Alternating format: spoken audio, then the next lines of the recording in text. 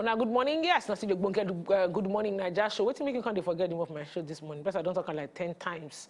Anyway, you don't miss plenty. Yes, we don't talk about how you fit prevent chemists so they collect all your money, meaning to say try and prevent sickness to enter your body first and most importantly because medicine now, it don't cost. We won't discuss another matter one day here now. Remember that lady when we say them be arrested last year, she been get belly enter prison from NSAS protest. She born. She born her pikin in captivity. She born, but we hear say now they don't release them, then grant them bail, and her pikin go soon doing Christian. People can't wonder say what's happen now. NSAS matter will be say then clearing people from prison. That as they enter, then they come out you in a few hours and things like that. Her own con red. The case date till this time. She too take for inside. This thing can, open people eye again to the reason why we say lots of prisons, they congested. Meaning to say people plenty, room where it's supposed to take 4 people, 25 feet inside. You will kind of wonder, say, what will be their own case? Some people in their home say from person stiff one small akara to say person key person, everybody dey inside one corner. Some people say, don't dey inside prison, pass people when key person, not to crime, will be say no reach like that. So we want to discuss this matter this morning, say how we feel do, what we feel do to ensure say these our prisons them no go too pack like that. People not they die of suffocation. I beg. And we get Barrister Evans Ufeli Naija join us to discuss this matter over the phone. Barrister Ufeli, good morning, sir. Hello, Barrister. Let's go try work on Barrister Ufeli line. Hello, please, okay, can you increase the volume of? I can't hear you. They hear you pass anybody. They shout self for here what they. Let's say our technical people go try. Okay, you can hear me. I can hear you very loud and clear. The thing we say you they hear my question. Okay. Okay, Barrister Ufeli, we don't already been know say our prisons they congested for a while now. But the case of this lady, when we say they arrest during NSAS, keep her for there. So she can't even born. You don't bring up this case again of how our prisons day. Why we say after how many years we see they discuss prison decongestion? What's happen? You said? Barrister, you they hear me so? Yeah, I can hear you. Okay.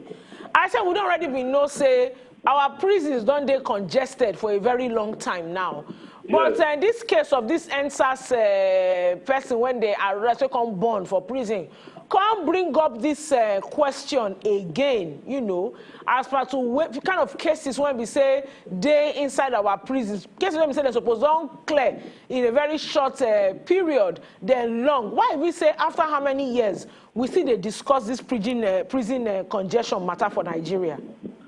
Yeah, most of our prisons in Nigeria were built under the colonial era. Colonial era, I mean, was built at the time when the population of Nigeria was very low. Okay. And then crime rate was not as high as it is now. Some of the offenses we have today, like kidnapping and terrorism, were never offenses under our laws because they were not part of our lifestyle. But today, you now have more offenses, more population, ineffective policing, and then you now have issues of improper criminal administration system. You understand? So those are the underlying factors that are militating against a prison. Even though the prisons are congested, if the criminal administration system is good enough, is speedy, and then is organized, you will still have a lot of persons arrested, arraigned, and then granted bail. They do not need to be in prison. But what you have here is that you have a lot of people, majority of the people you find in prisons in Nigeria are those awaiting trial. Yes. Who have no business being there, who sometimes their offenses are available. But because they are unable to perfect their bail, sometimes hard and stringent bail conditions, so they will remain there until they find help. Either a legal practitioner helps them, or amnesty takes them, or the governor frees them, or the chief judge or the attorney general of the federation grant them amnesty. Okay. But it's Ofeli, and from my understanding, these things where you don't mention, these scenarios where you don't mention, where you help decongest, they too happen, all the time.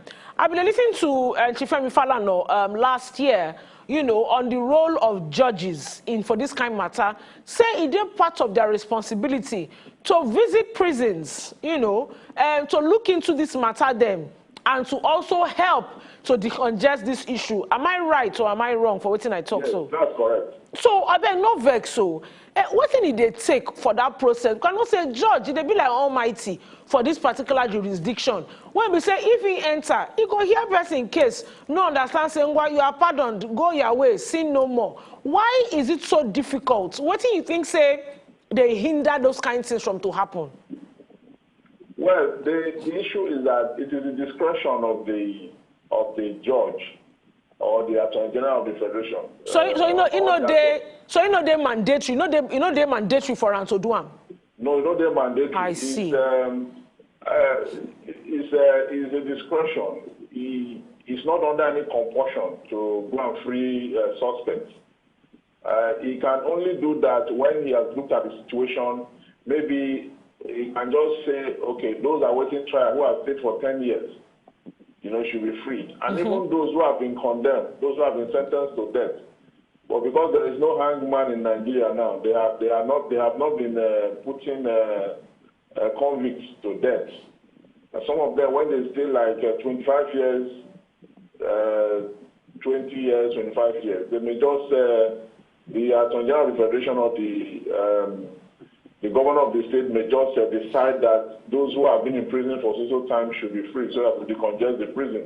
Okay. That is how it is. One of the major factors again is that, like I said, those who have been convicted, those who are supposed to die by hanging or by any other means, there is no hangman executing them. So the prison is congested because. So what thing happened? The hangman then don't retire. They have been making application now for people to go and apply, but Nigerians don't want to apply. Many people go apply to keep person. Yeah, no, not to keep person, to execute the judgment of the court. Nah, the same to keep person. You say your work now, say government say make you keep person. Your work now to come out the chair when they are. Not to keep person. If you put it like that, it look like, it's a psychological thing. But government not being made, they no one go apply. I don't know why they don't want to apply. Now they say they become the same thing where they think now. So okay, Ogami, you get one very important point you raise as you answer this question from the beginning. You said the way the prisons they designed that time for colonial era, crime not too plenty like this, Nigeria population not too plenty like this as well. I'm not sure the person budget everything supposed enter. You feel say some kind of reform supposed in terms of to expand the prisons? Or you think say a case of to actually lessen the numbers of people when in there? So you feel say as our facility there right now, if it there okay, or being that's a case of to remove unnecessary inmates when in there, which one you think the government supposed to focus on?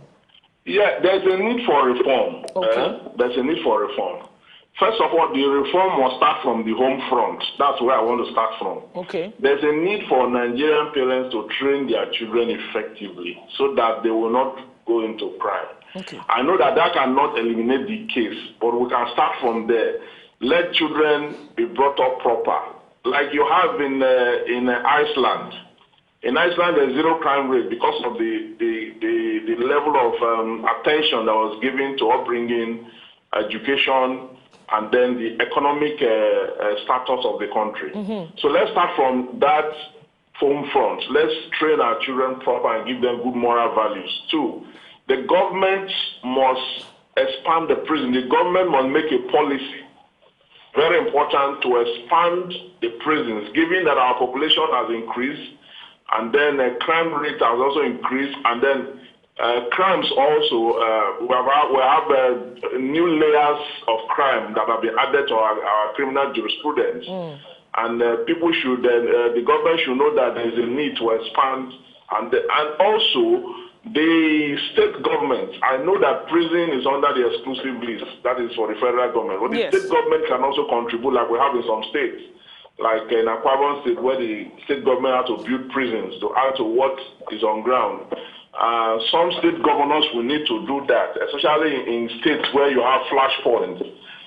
States like Lagos, where you have the over 20 million population, and then the crime rate is also, high. And then states also that we need to just contribute to the. I know they get this money back from federal government, but there's a need to collaborate with the federal government to expand the scope of our prison. And much more than that, our prison should not just become a place where you send a criminal to a suspect to and he comes back hardened. Our prison must have facilities. Our prisons that is why today it's called correctional center. It is supposed to correct the defects of the suspect or the criminal, yes, such that when the person comes out, because he will have now person. the capacity to be reintegrated into society and become meaningful and resourceful. We've had situations where prisoners have gone through school in prison, write their WAEC, start their open university programs, and then read effectively and become meaningful. When they come out, they are integrated into society with great value. That is what we should. So concentration should be in our prisons, not just as a place to keep criminals or as a place of punitive measure, but as a place of corrective measure that will add value to the life of persons who went astray in the past because of possibly peer pressure or economic difficulties, because a man's greatest problem is the economy. And if we're able to work on that, government should also look at the Nigerian economy and do something about unemployment. Yeah. Unemployment is a major risk factor in criminality and crime in Nigeria. All right, then. Now, that risk factor must be addressed. If it is enough, is enough. If it is not addressed, we're going to have more criminality. We're going to have more people in the already congested prisons. The judicial system should be reformed. When a person is not supposed to be in prison, he shouldn't be there. Police must increase their capacity to investigate matters properly, yes, and stop this attitude of high-handedness and then crushing citizens' right to express themselves. The government should understand that the part of democracy is the expression of human will.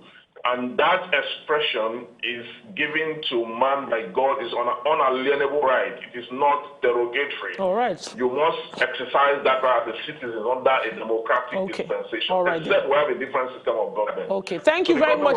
Understand that. All right, Barrister. Now here we'll fit and take end. We don't really take much of our time, on top of our show this morning, but we really appreciate your input.